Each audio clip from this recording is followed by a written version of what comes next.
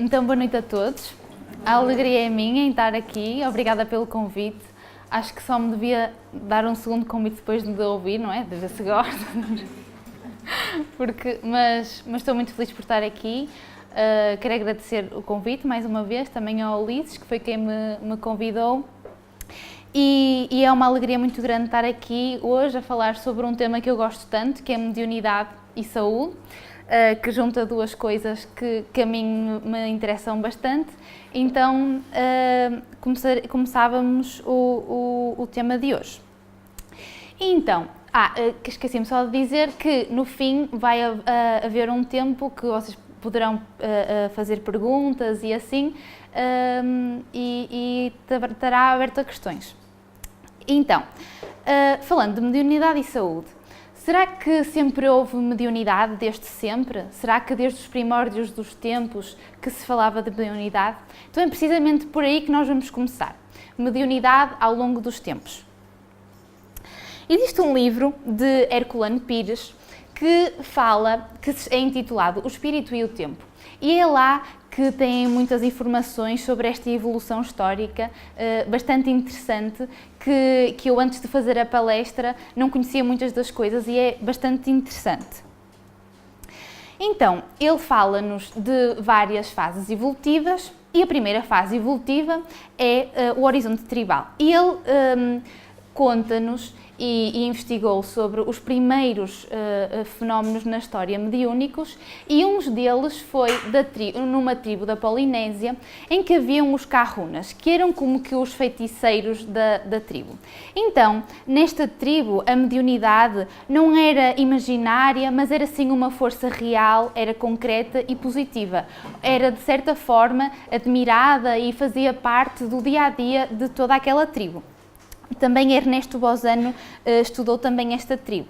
E é engraçado que na literatura vemos que muitas das atividades destes Kahunas estavam realmente relacionadas com a mediunidade, com agora olhei ali para o fundo e fiquei muito contente que vi o Jorge, que me veio ver. Obrigada, Jorge.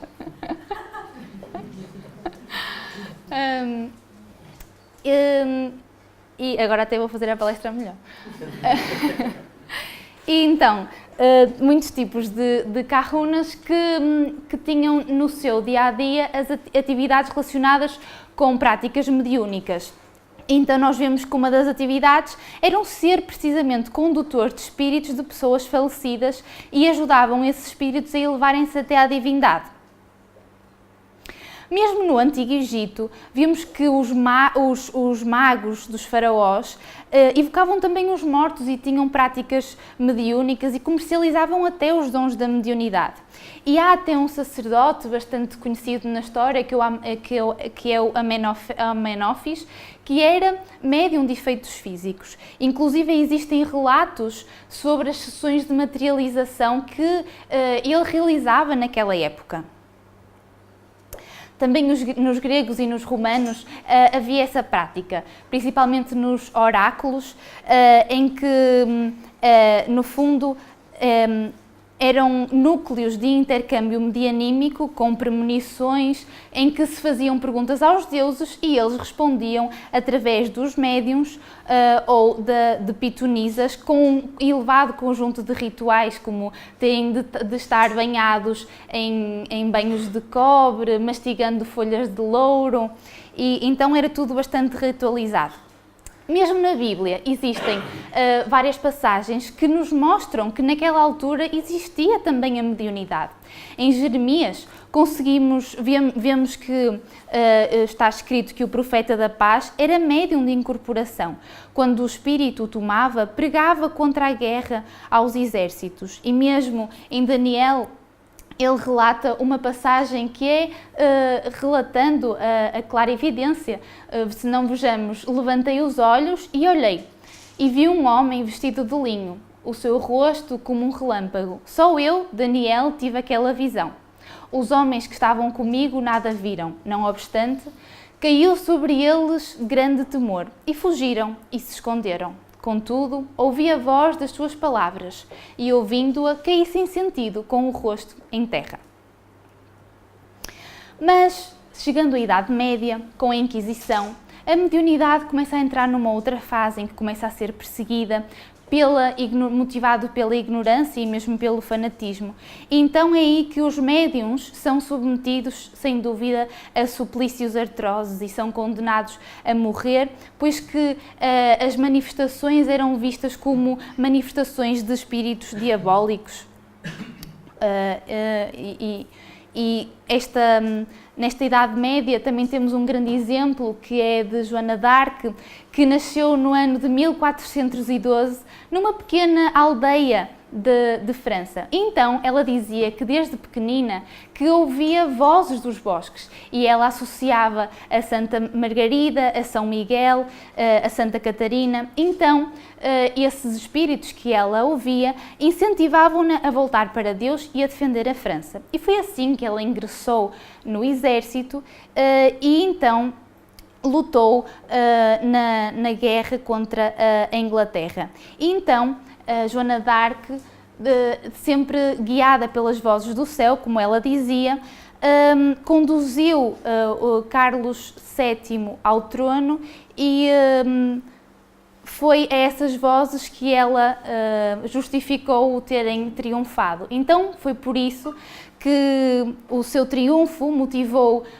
várias invejas e intrigas também com a Igreja, pois que ela que nunca negou a influência que essas vozes tinham em todo o processo. E então, de facto, foi também ela morta por esses factos. E a história também registra o Auto de Fé de Barcelona, em 1861, no qual foram queimados mais de 300 volumes de livros espíritas, pois que queriam destruir a nova doutrina que aí surgia. Até que surge o materialismo. E com o materialismo surge também a necessidade de explicar tudo exclusivamente pela matéria. Quer pelas moléculas, quer pelos átomos, pelos prótons. Então, entra-se numa visão em que tudo tem de ser explicado exclusivamente pela matéria, deixando um pouco de parte a parte espiritual. E então, deixa de se acreditar em qualquer fenómeno mediúnico ou espiritual. E todos os sintomas relacionados à mediunidade são tentados encaixar em certos diagnósticos médicos. A maior parte dos sintomas são atribuídos a sintomas psicossomáticos ou então a sintomas psiquiátricos. Sintomas psicossomáticos são como sonolência sem motivo, dor sem diagnóstico, palpitações, falta de forças, ou então associados à psicopatologia, como o choro inexplicável, o mau humor, a irritabilidade, o medo e o pavor sem causa, distúrbios do sono e ainda as alucinações auditivas e verbais. No entanto, por mais que a ciência tenha evoluído, ela confronta-se sempre com algumas questões que não consegue explicar à luz da matéria, como, por exemplo, qual a origem da vida ou como é que se faz a diferenciação do embrião. Todas essas perguntas não se conseguem explicar exclusivamente além da matéria. Porquê? Porque a sua resposta persiste precisamente além da matéria. E então, como nos diz Emmanuel no prefácio dos Domínios da Mediunidade, os químicos e físicos, geómetras e matemáticos, erguidos à condição de investigadores da verdade, são hoje, sem o desejarem, sacerdotes do espírito, porque como consequência de seus porfiados estudos, o materialismo e o ateísmo serão compelidos a desaparecer por falta de matéria, a base que lhes assegurava as especulações negativistas. Portanto, verificamos que estamos a entrar num novo paradigma, em que as respostas e, digamos que a busca da verdade do ponto de vista científico começa a ir para além da matéria. E essa mudança de paradigma já tem repercussões reais na saúde. E então, voltando um pouco ao nosso tema de hoje, mediunidade e saúde, vemos que na Classificação Internacional de Doenças, que é uma classificação mundial, que esta classificação já, digamos que, reconhece este fenómeno. Se não, vejamos no item F4413, transtorno de transe e possessão. Já é reconhecido como este fenómeno. E mesmo na proposta da classificação posterior, que vão sempre havendo atualizações, este continua a ser um campo que continua a ser trabalhado e pesquisado, pois que muito é feito para conseguir fazer o diagnóstico diferencial entre estas experiências espirituais psicóticas não patológicas e os transtornos mentais. Então, a medicina e a ciência em geral vai se aproximando paulatinamente dos postulados da doutrina espírita. Então, vejamos o que Allan Kardec nos diz sobre a mediunidade, em que diz-nos que todo aquele que sente num grau qualquer a influência dos espíritos é, por esse facto, médium. E essa faculdade é inerente ao homem, não constituindo, portanto, um privilégio exclusivo. O instrutor aulos nos domínios da mediunidade, em que eles veem uma reunião mediúnica do outro lado, não é? Do lado espiritual para a Terra, explica-nos que mediunidade é um dom inerente a todos os seres, como a faculdade de respirar, e que cada criatura assimila as forças superiores ou inferiores com as quais se sintoniza. Então aqui vemos que Aulos nos diz que a mediunidade é tão natural quanto respirar. E a doutora Marlene desencarnou em 2015 e ela foi pioneira nas associações médico-espíritas e muito investigou sobre este tema. E escreveu um livro que se chama Dom da Mediunidade e ela põe uma definição muito sintética do que é a mediunidade. A mediunidade é uma faculdade que permite a percepção e a comunicação dos espíritos. E nesse mesmo livro, ela ainda nos diz mais. Diz que essa faculdade é neutra e independente da raça, da religião, da classe social e, na maior parte dos casos, nem mesmo da evolução espiritual. E então, no momento em que nós vivemos, não temos qualquer dúvida que é precisamente da interação entre o conhecimento médico e o conhecimento espiritual, tão bem postulado pela doutrina espírita, que é a partir desses dois pontos, da interação entre esses dois pontos, que iremos chegar a inúmeras respostas às nossas dúvidas. Para que, munidos de um conhecimento maior, consigamos prosseguir na nossa caminhada evolutiva. Então, para a necessidade da junção entre esses dois componentes, medicina e espiritualidade, já Emmanuel nos chamava a atenção dizendo que, no que se refere aos doentes, os cientistas ateus apenas enxergam o corpo na alma e os religiosos fanáticos extremistas apenas enxergam a alma no corpo. As inteligências sensatas, porém, observam um e outro, conjugando a bondade e medicação nos processos de cura. Ou seja, ele aqui adverte-nos para a necessidade da junção das duas coisas, da medicina e da espiritualidade. Então, é precisamente isso que vamos tentar fazer hoje. Voltando à nossa questão principal, mediunidade e saúde, vamos então ver alguns tópicos que nos vão mostrar algumas semelhanças e algumas diferenças de mediunidade e de doença.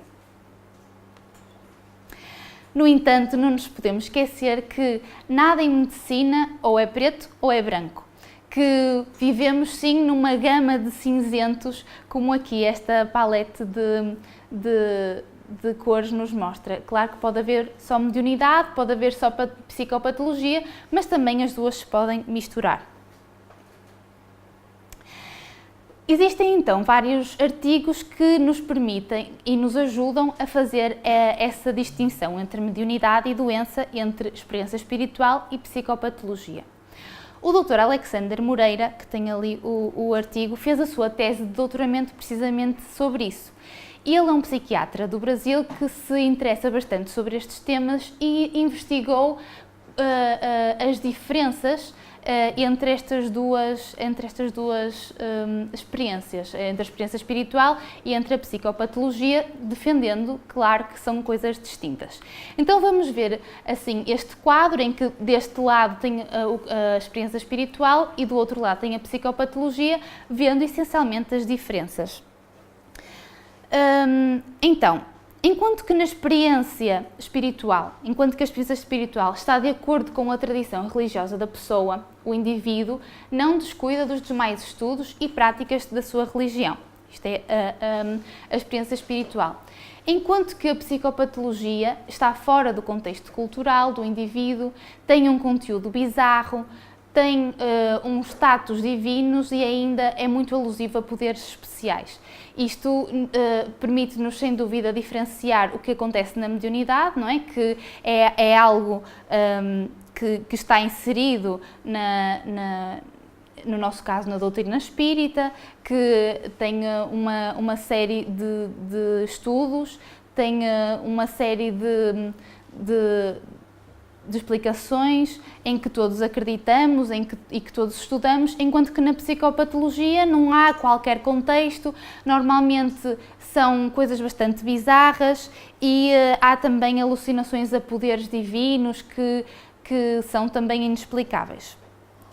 Enquanto que na experiência espiritual a pessoa compreende a incredulidade dos outros, conseguimos compreender que os outros não acreditem que nós, por exemplo, somos médiuns e estamos a ver alguma coisa, enquanto que na psicopatologia a pessoa, as crenças são no fundo incorrigíveis, ou seja, não percebe que os outros não percebam que ela está a ver. Na experiência espiritual, após o seu término, a experiência é descrita com convicção e parece absolutamente autêntica. Predominam temas religiosos de autoiluminação e houve um estudo que estudou quais as palavras, quais os termos que normalmente eram mais usados e os temas encontrados foram alma, sagrado e Deus, enquanto que na psicopatologia as palavras eram esquizofrenia, doença e ainda hospital, nessas alucinações. Por outro lado, na experiência espiritual, o indivíduo habitualmente considera que a sua experiência implica na necessidade de alguma mudança no seu comportamento, que tem efeitos benéficos, enriquecedores, aponta-nos para a necessidade do estudo, para a necessidade da reforma íntima, traz-nos, no fundo, conteúdos benéficos. Enquanto que na psicopatologia traz sofrimento, deterioração diária, o comportamento e objetivos de vida após a experiência são mais consistentes com a história natural de um transtorno mental do que com uma experiência enriquecedora como é na experiência espiritual. Então esta diferenciação é bastante importante começar a ser estudada e ajuda-nos bastante a diferenciar as duas coisas. Enquanto que na experiência espiritual predominam as alucinações visuais e aceita a ajuda e cooperação dos outros, na psicopatologia existe uma presença de sintomas clássicos da esquizofrenia. Existe um predomínio de alucinações auditivas, desconfiança dos outros, então todas estas diferenças, não é? Aqui na experiência espiritual aceitar a cooperação dos outros, aceitar a ajuda, enquanto que na psicopatologia desenvolver assim uma certa desconfiança quanto ao outro, tudo isso nos indicam aspectos diferenciais. Na experiência espiritual, os aspectos formais da vivência são diferentes dos quadros psiquiátricos clássicos, enquanto que na psicopatologia a fenomenologia da diferença religiosa assemelha-se muito à de um transtorno mental e há outros sintomas de problemas psiquiátricos. Na experiência espiritual, as percepções sensoriais são reconhecidas como subjetivas e percebe-se a natureza intrapsíquica do processo, é algo intrapsíquico que está intrapsíquico, enquanto que na psicopatologia as percepções sensoriais corpóreas são vivenciadas como percepções objetivas externas, ou seja, estando mesmo a acontecer. E há uma incapacidade de ver o processo como intrapsíquico. A experiência espiritual normalmente é de duração breve, enquanto que na psicopatologia tem uma maior duração. Na experiência espiritual, é normal haver um controle das experiências, com o estudo, com a educação da mediunidade, enquanto que, por outro lado, as vivências são absolutamente involuntárias. Na experiência espiritual, as sequências são coerentes, de lembrança e do desenrolar do processo. Isto depois também podemos entrar nos médiuns serem conscientes ou não conscientes, mas aqui normalmente lembram-se de como foi o processo. E na psicopatologia, o conteúdo é absolutamente organizado, há uma coerência e tudo isso faz diferenciar. Esta é a última parte de diferenças, prometo. E só para terminar, enquanto que na experiência espiritual os exames complementares não detectam alterações orgânicas que expliquem o quadro, muitas vezes na procura da busca das razões para aqueles sintomas da mediunidade, muitos são os exames feitos, das dores de cabeça, de tudo isso, mas que na experiência espiritual não há nada orgânico que explique isso e na psicopatologia existem evidências objetivas do transtorno mental orgânico que existe. O intelecto e a memória mudam qualitativamente, mas sem desorientação, sem dificuldades de comunicação, sem perdas de consciência. E na psicopatologia, na doença psiquiátrica, há uma turvação da consciência, uma desorientação, não saber onde está, não saber onde estamos, uma alteração da memória e ainda da capacidade de comunicação.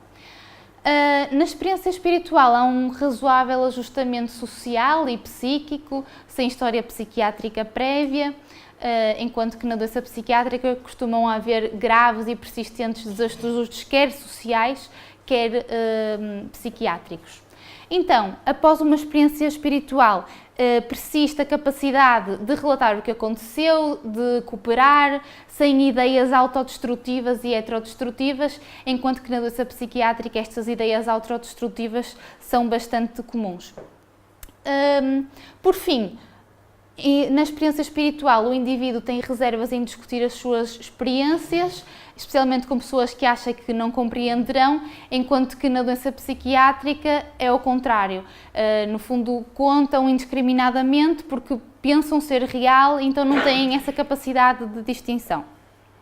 Então, todos estes fenómenos nos ajudam a distinguir uma coisa e outra. E outra coisa interessante é que hoje, com a tecnologia médica de ponta, já se consegue provar que a mediunidade é de facto real e não uma doença psiquiátrica. Trago 2 artigos para de facto comprovarmos e estudarmos mais aprofundadamente esse assunto. Então, num destes artigos, que se chama Fenomenologia das Experiências Mediúnicas, Perfil e Psicopatologia de Médiuns Espíritas, o Dr. Alexander Moreira estudou 115 médiuns e aplicou-lhes 2 questionários e o que ele chegou à conclusão é que, de facto, estes médiuns tinham uma boa adequação social e havia uma baixa prevalência de sintomas psiquiátricos, contrariamente ao que durante toda a história, durante toda a tradição, era prática associar aos médiuns a psicopatologia, estando internados em hospitais psiquiátricos, sendo diagnosticados como esquizofrenia, mas então o Dr. Alexander provou isso mesmo.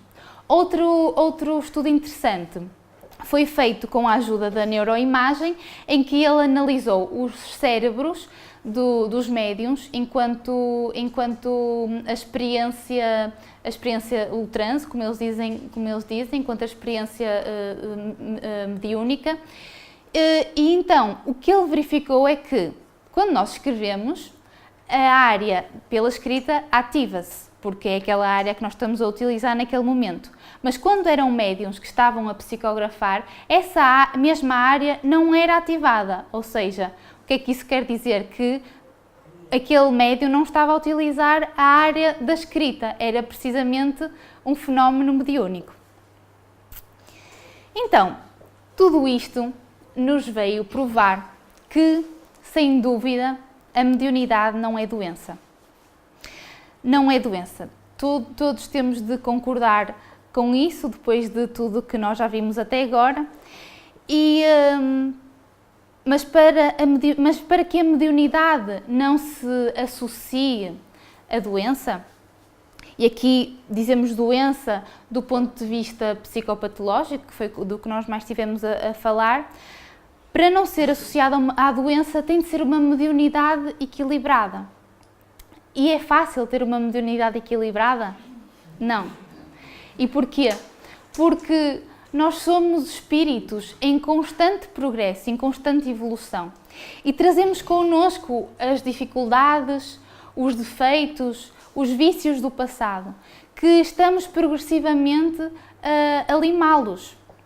E por isso é que tantas vezes vemos pessoas com faculdades mediúnicas serem arrastadas para processos quer de perturbação, quer de doença. E o que nós verificamos é que o problema não está na mediunidade, pois que a mediunidade é uma bênção concedida para o nosso progresso, para o nosso crescimento, para uma oportunidade de crescimento no nosso progresso. Mas está sim na falta de atenção que nós temos a nós mesmos, deixando-nos levar pelo orgulho, pela vaidade, pela obsessão, pela fascinação. Então, para combater todos esses males, Deus, na sua infinita bondade, deu-nos a receita ideal. Então, a receita ideal é precisamente o orai e vigiai, por um lado, e amai-vos e instruí-vos, por outro. O exercício da mediunidade requer um trabalho constante de reforma íntima, um trabalho de melhoria interior, alicerçada principalmente na oração e no estudo.